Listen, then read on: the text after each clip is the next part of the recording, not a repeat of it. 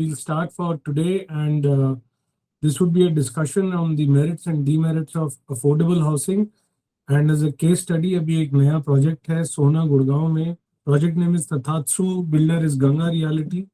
उसके बारे में we'll do a discussion and see if that meets the criteria of an investment and who should and who should not invest. So I'll take you to a small presentation here. आज की presentation जो है वो कुछ इस तरह से है that I have some questions which I'll answer one by one. Then once I'm done with my part of the question answers, I'll open the question answers to the audience. Affordable housing. What are the basic facts of affordable housing scheme? Basic facts. ये 2013 में government of Haryana ने इस scheme को launch किया, जिसके अंदर की government ने प्राइस भी फिक्स किया कि आप इतने प्राइस से ज्यादा रेजिडेंशियल यूनिट्स नहीं बेच सकते हैं इन प्रोजेक्ट्स में. वो प्राइस एक बार रिवाइज कर चुकी है गवर्नमेंट. साइज भी फिक्स किया कि इनका साइज इतना ही रहेगा और सेल जो है उसको कारपेट एरिया पर किया गया. So there is no concept of buildup और super area in affordable housing. इसका मतलब ये नहीं है कि बिल्डअप या सुपर एरिया बनता नहीं है, वो बनता है, लेकिन जो सेल होती है वो कारपेट एरिया पर ही होती है. और उसका जो साइज गवर्नमेंट ने फिक्स किया वो लगभग 350 से 650 स्क्वायर फीट के बीच में फिक्स किया. तो किसी भी अफोर्डेबल हाउसिंग का कोई भी ड्वेलिंग यूनिट होगा, उसका साइज 350 से लेकर के और 650 स्क्वायर फीट के बीच में रहेगा. गुड़गांव में रेट 4,200 रुपए स्क्वायर फीट रहेगा, बालकनी का रेट 1,000 रुपए स्क्वायर फीट रहेगा, और सोना के अंदर रेट 3,800 रुपए पर स्क्वायर फीट है, बालकनी का रेट 1,000 रुपए पर स्क्वायर फीट होगा. उसमें भी गवर्नमेंट ने कैपिंग ये लगाई कि 100 स्क्वायर फीट से ज्यादा की बालकनी का आप चार्ज नहीं ले सकते हैं. तो अगर बिल्डर 110 स्क्वायर फीट की बालकनी बनाता है या 105 स्क्वायर फीट की बालकनी बनाता है, maximum chargeable is for 100 square feet balcony. So that means balcony का rate can be maximum 1 lakh rupees. The price will include all other charges. That is, इसके अंदर एक 2 व्हीलर का पार्किंग इंक्लूडेड है. इसके अंदर जो भी कम्युनिटी हॉल, क्रैच, ये सब जो सुविधाएं बनेंगी प्रोजेक्ट में, वो सारी सुविधाएं इसी प्राइस के अंदर इंक्लूडेड होती है. कोई उनका एडिशनल चार्ज नहीं है. जो प्राइस के अंदर इंक्लूडेड नहीं है वो है जीएसटी. 1% का GST over and above the payment जो है वो अफोर्डेबल हाउसिंग के लिए गवर्नमेंट ने लागू कर रखा है अंडर कंस्ट्रक्शन प्रोजेक्ट्स में. So if you are buying, let's say, a unit which is costing you 25 lakh rupees, then the additional charge will be 25,000 rupees towards the GST. उसके बाद में नेक्स्ट इसके अंदर आता है कि अलॉटमेंट कैसे मिलता है, क्योंकि जनरली अफोर्डेबल हाउसिंग के प्रोजेक्ट्स जो गुड़गांव में हैं उनकी डिमांड काफी ज्यादा रहती है. इसलिए अलॉटमेंट जब शुरू हुआ तो अलग अलग तरीके से अलॉटमेंट था. आप बिल्डर को डायरेक्ट अप्लाई करते थे, जिनको अलॉटमेंट नहीं हुआ उनके पैसे बिल्डर वापस करता था. लेकिन इस प्रक्रिया में काफी परेशानियां आई, काफी शिकायतें हुई. तो फिर गवर्नमेंट ने ये निर्णय लिया कि अलॉटमेंट जो है वो गवर्नमेंट के थ्रू होगा. इसका मतलब अभी इसमें क्या कर रखा है कि टाउन एंड कंट्री प्लानिंग, जो कि हरियाणा सरकार का अपना डिपार्टमेंट है, वो ऑनलाइन एप्लीकेशंस लेता है. तो आप जितने भी लोग अप्लाई करते हैं अफोर्डेबल हाउसिंग के लिए, वो सब टाउन एंड कंट्री प्लानिंग के लिंक के ऊपर वहां जाकर के पेमेंट करते हैं. और जो भी पेमेंट अलॉटमेंट तक के लिए किया जाता है वो सारा पेमेंट बिल्डर को ना जाकर के टाउन एंड कंट्री प्लानिंग के पास में रहता है. और अगर वहां से किसी को अलॉटमेंट नहीं होती है तो 90 डेज के अंदर उनको उनका पैसा वापस मिल जाता है. जिनको अलॉटमेंट होती है उनको आगे यूनिट मिल जाती है. 95% ऑफ द टोटल इन्वेंट्री, मान लीजिए किसी प्रोजेक्ट में 1,000 यूनिट है तो 950 यूनिट ओपन अलॉटमेंट में आती है. 950 यूनिट्स के लिए कम से कम 15 दिन तक लिंक ओपन रहता है. कोई भी उसके अंदर अप्लाई कर सकता है और उसके बाद में ड्रॉ निकाला जाता है. आपको कौन सा फ्लोर मिलेगा, आपको कौन सी फेसिंग मिलेगी, इसके ऊपर किसी का कोई बस नहीं है. It is a computerised draw, it is randomly given. किसी को फर्स्ट फ्लोर मिल सकता है, किसी को 13वां मिल सकता है, किसी को टॉप फ्लोर मिल सकता है. अगर आप अलॉटमेंट के बाद विड्रॉ करते हैं तो लगभग 55,000 रुपए की पेनल्टी लगती है. अलॉटमेंट के लिए 5% का शुरू में एप्लीकेशन मनी है, जिसके ऊपर कोई जीएसटी का चार्ज नहीं है. तो अगर 25 लाख रुपए की यूनिट है तो लगभग 1.25 लाख रुपए अलॉटमेंट के अप्लाई करने के लिए लगाने पड़ते हैं। तीसरा सवाल ये उठता है कि बिल्डर जो है वो जब प्राइस भी कैप हो गया और साइज भी कैप हो गया तो ये बनाता कैसे है, इसके पास में फाइनेंशियल वाइबिलिटी कहाँ से आती है, क्योंकि अब बिल्डर के पास में प्रॉफिटेबिलिटी रिड्यूस हो गई है। अगर हम देखेंगे तो जिस रेट में बिल्डर्स अफोर्डेबल बेचते हैं उनकी बनाने की कीमत भी लगभग वही है। सो गवर्नमेंट ने इसके अंदर बिल्डर्स को ये सुनिश्चित करने के लिए कि वो फेल ना हो, एक तो उन्होंने इसमें से इकोनॉमिकली वीकर सेक्शन वाली जो रेगुलर हाउसिंग होती है उसमें इकोनॉमिकली वीकर सेक्शन के यूनिट्स बनते हैं, अफोर्डेबल हाउसिंग में इकोनॉमिकली वीकर सेक्शन के यूनिट्स नहीं बनते हैं। तो उससे बिल्डर को कम बनाना पड़ता है, उसकी जो क्रॉस सब्सिडी ईडब्ल्यूएस वाली थी वो हट गई। दूसरा, नॉर्मल हाउसिंग का जो एफएआर है वो 1.75 का है, मतलब अगर 1 एकड़ है तो उसके ऊपर नॉर्मल हाउसिंग में बिल्डर 1.75 एकड़ तक का हाई राइज करके कंस्ट्रक्शन कर सकता है। लेकिन अफोर्डेबल में वही उसने गवर्नमेंट ने बिल्डर को 2.25 का एफआईआर अलाउ किया, मतलब 1 एकड़ पर 2.25 एकड़ तक की हाई राइज करके कंस्ट्रक्शन कर सकता है। तो इसलिए वो नंबर ऑफ यूनिट्स ज्यादा बना सकता है, तो जमीन की जो कीमत है उसको रिड्यूस किया गया इन द सेंस कि उसके ऊपर उतने यूनिट ज्यादा बना सकता है। फिर बिल्डर को सरकार ने इसमें ज्यादा यूनिट्स बनाने की परमिशन डेंसिटी बढ़ा करके दी।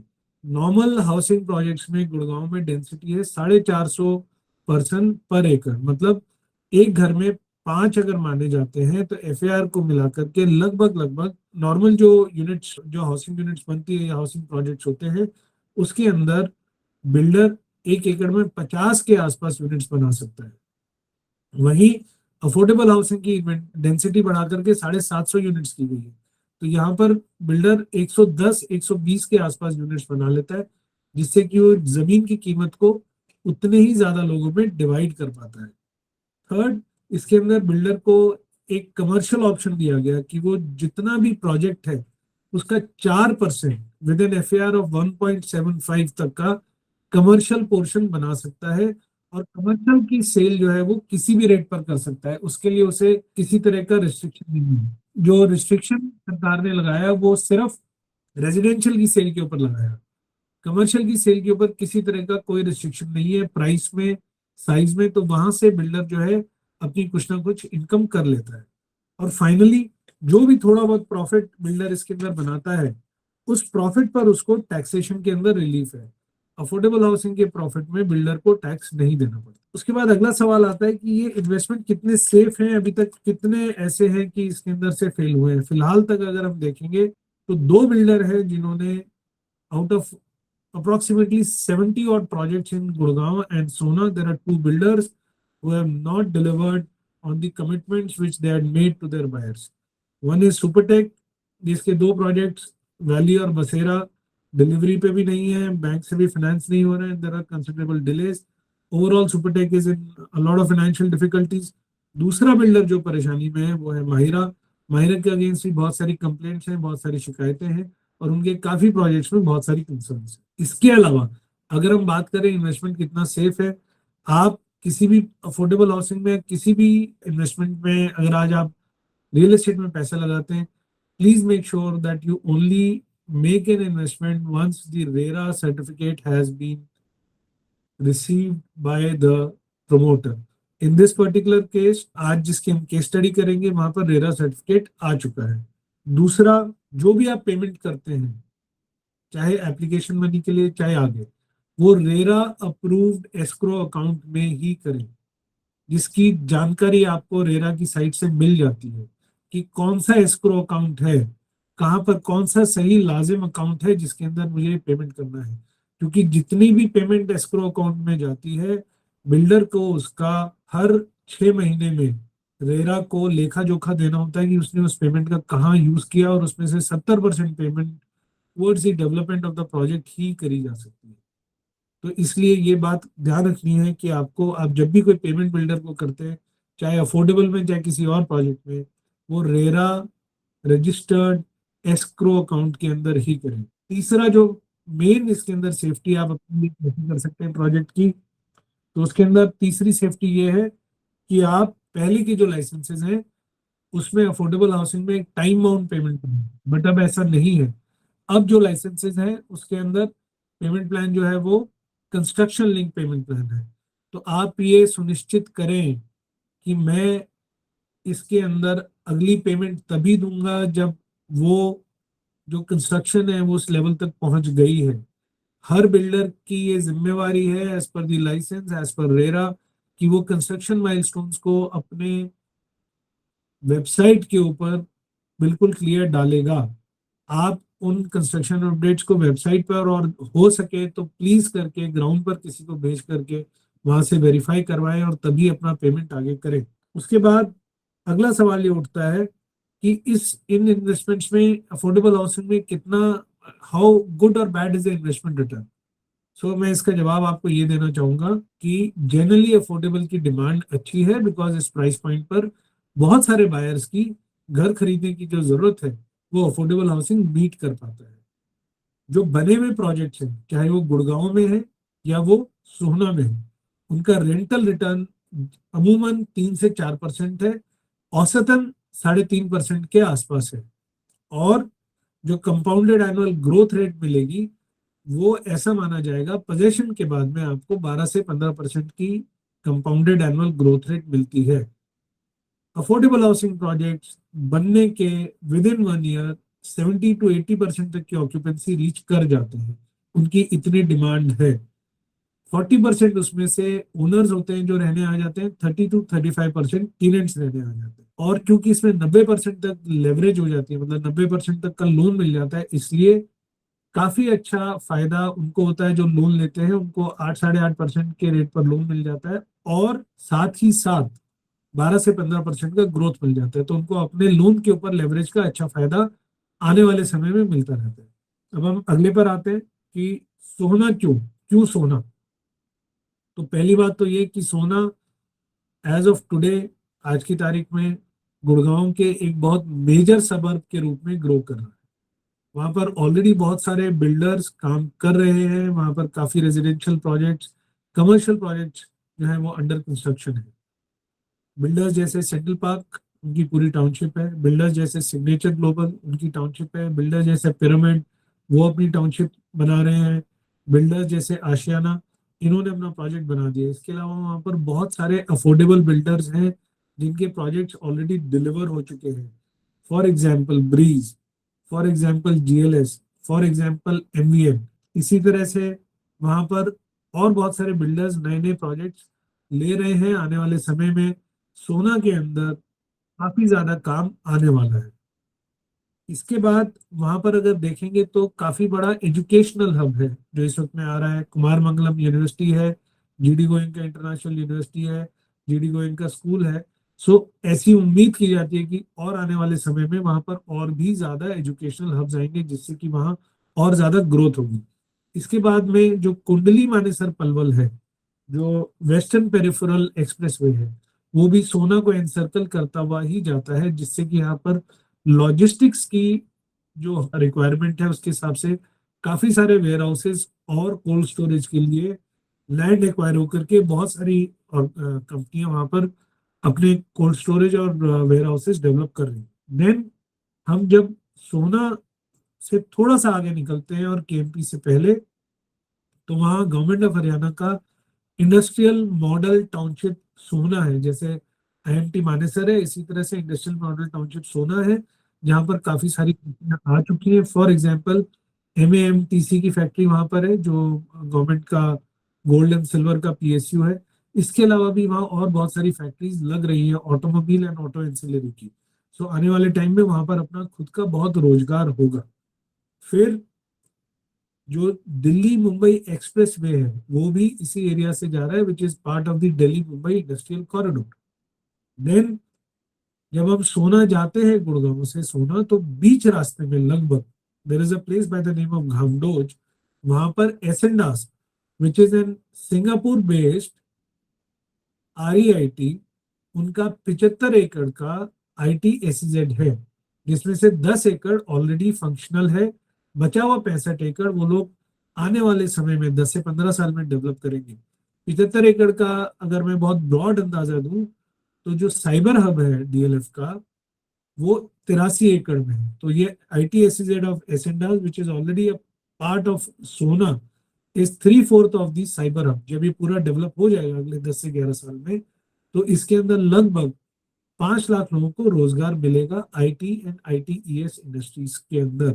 अब अगला सवाल आता है कि गुड़गांव में फिर हम ऑप्शंस क्यों ना ढूंढें। वन, गुड़गांव के अंदर अब जिस प्रकार से जमीन के रेट बढ़े हैं, आने वाले समय में ऐसा बहुत मुश्किल है कि गुड़गांव में आपको अफोर्डेबल हाउसिंग के प्रोजेक्ट्स आ पाएंगे, because the price which has been given by the government at 4,200, उसमें सारी सब्सिडीज, सारे डेंसिटी फैक्टर्स, सब कुछ के बावजूद बिल्डर की प्रोडक्शन कॉस्ट जो है वो ऑलरेडी 5,5500 रुपए के आसपास पहुंच गई है अफोर्डेबल हाउसिंग में भी। इसलिए बिल्डर्स ने अपने हाथ खींच लिए हैं और बहुत ज्यादा अफोर्डेबल हाउसिंग के प्रोजेक्ट अब गुड़गांव में नहीं है।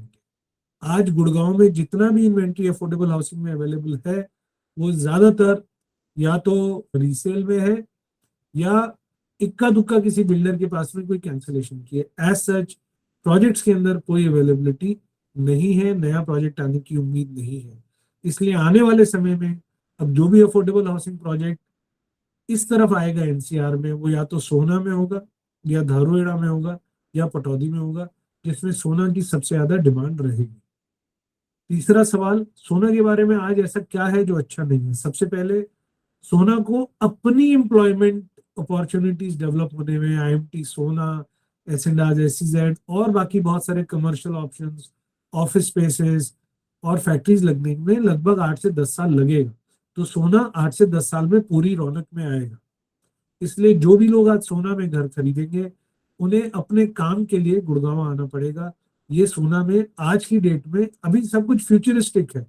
As of today, out of 100, only 5% of the people would be actually working in Sona, 95% would be commuting to Gurgaon.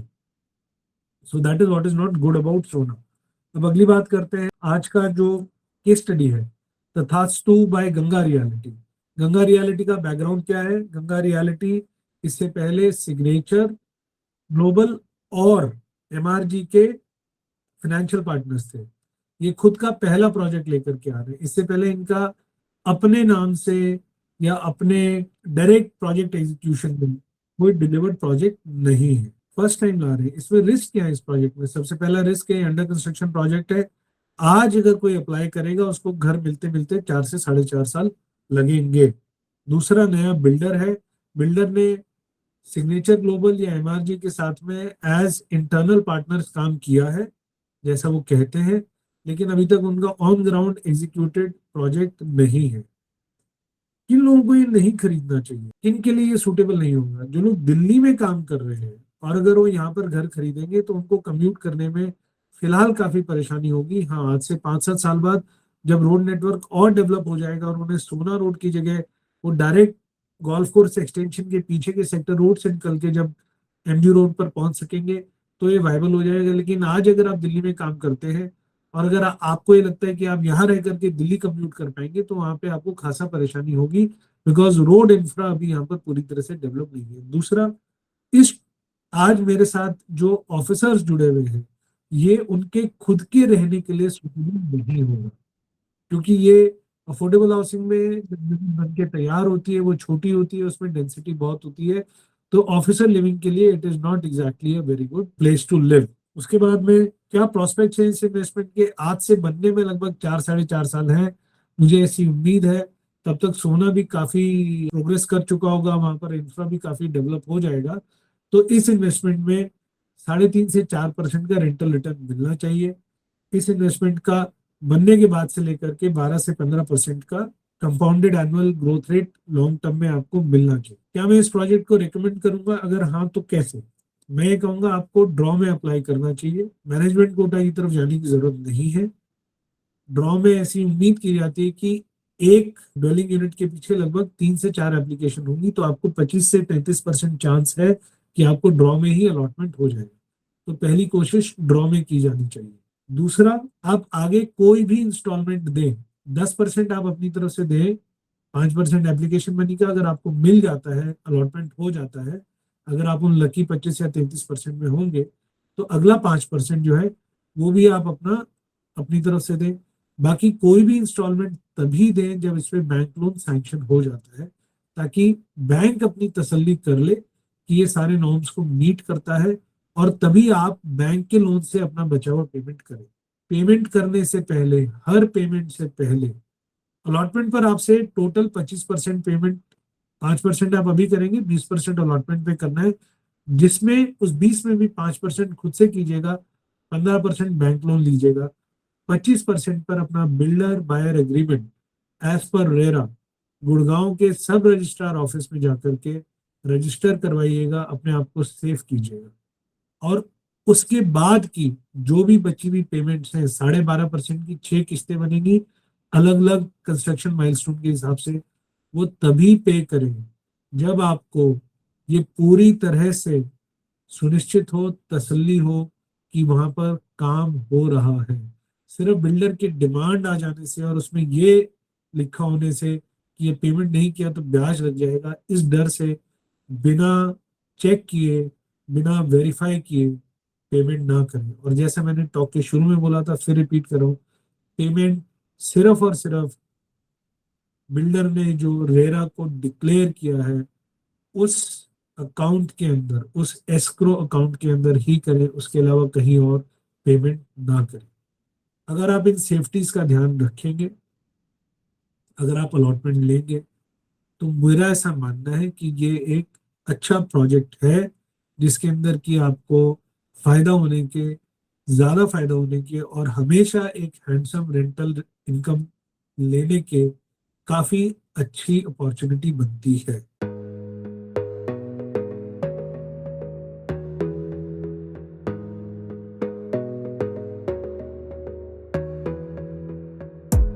You gotta focus on yourself, on your faith, on your dreams, on your mind.